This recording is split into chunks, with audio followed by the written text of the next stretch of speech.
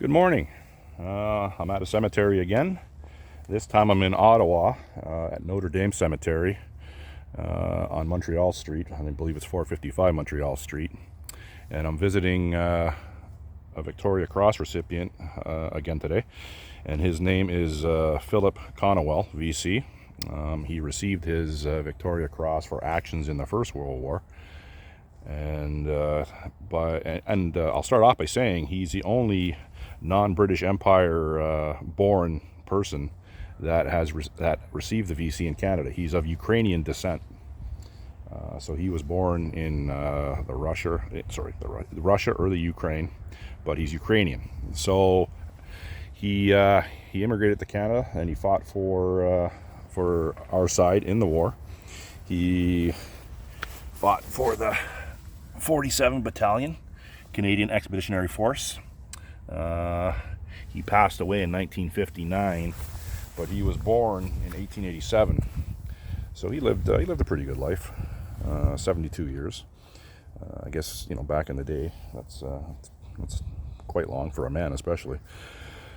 But so his actions during the First World War that warranted the VC are, like so many others, they're quite remarkable. And Filip, he was a hard man. He didn't take many prisoners. One of his actions, he bayoneted 3 and attacked 7 others, and he killed them all. So that's he's stacking them up. And he also attacked the machine gun crew, killed the crew, and took the gun. So he took the gun, and I guess it was either used for us or it was just destroyed. Then the next day, he did it again and killed 3 of the crew and destroyed the gun. So this guy was a bit of a Rambo. He knew what to do back in the day. I would like to have had him on my side as opposed to fighting against him, obviously. But, putting a little humor on it, but he did his job and then some. So there's 60,000 people interred in this cemetery, Notre Dame Cemetery. There's a lot of notable people here, very famous Canadians. I don't know if I'll get to them. Filip, the way I look at it, he's the most famous Canadian in here, in my opinion. So that's why I came here today, to pay my respects to Filip. Now, it took me about a half hour to find him. This cemetery is massive, and I knew I had on Find a Grave, I had his section and his plot, which is very good. I had section A, plot 502. But these markers over here, these posts, they should have the section on them, and I noticed a couple of them were missing. So, and this one, section A, and yes, it's missing. So sometimes it's frustrating. But so anyhow, I went online and I tracked down a map of this cemetery. And so anyhow, in doing so, I found on the map section A, and I came from over there. I was in this area. That's section E, straight ahead. So I was in this area, and I knew I was getting close. And so then I just walked down this roadway here, and yeah, it was right there. So obviously, I know what I'm looking for when it comes, Canadian military markers. They stand out for me. I can spot those from a long way away now, and most Canadian, well, I would say all VCs.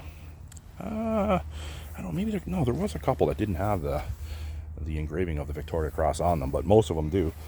So what I can say, if you come in this cemetery and you're looking for Filip, that is the front entrance right over there. That's the main entrance. So you're going to come in and you're going to follow the road right. And I think it's the first road down here. You're going to turn left. Then you're just going to come down halfway down, well, towards the end of the road, actually. So you're coming down towards the end of the road here, and you're going to see this bench here and this bench here. They're obviously markers for people as well. So you're going to see that, because you're not going to see an A on that sign. Maybe they'll replace it. I don't know. I hope they do. Then you'll see the Leduc tombstone and the taller one behind it. So that's a little reference point for anyone coming to look for Filip, and I hope people do. He didn't have a flag, but I guess these little flags, they must, when they cut the grass, they probably don't take too much care into them, unfortunately. I think all these tombstones should have a more robust flagpole on them, but maybe some do actually. I think the one I missed in Manitoba of Alan McLeod, Alan or not McLeod. I think someone put a medal one on for him, which is good. I'm not at that stage yet, but who knows, maybe I will. Maybe I will. But anyhow, I'm going off on a bit of a tangent, and I'm glad I came today to pay my respects for Filip. Oh, one thing I can say about his actual Victoria Cross medal. The Canadian War Museum purchased it in 1969. Then shortly after, sometime in the 70s, it went missing, presumably stolen, and it turned up in an antique shop. So the person I don't know where the antique shop was, but the person in the antique shop determined that the medal wasn't real, it was a fake. So then subsequently an auction house in London, Ontario acquired it in 2004 and determined it was real. So once it was determined that it was a real VC, because these VCs are made from a specific metal, and they're made in I believe in England, from metal from a seized cannon from the Crimean War, and it's a jeweler in London that makes them. The name escapes me. So yeah, it's a big deal. These things just don't turn up. So the police were called, and subsequently, after an investigation, it was determined it was real, and it was returned to the Canadian War Museum, where it's on permanent display today, I'm to understand.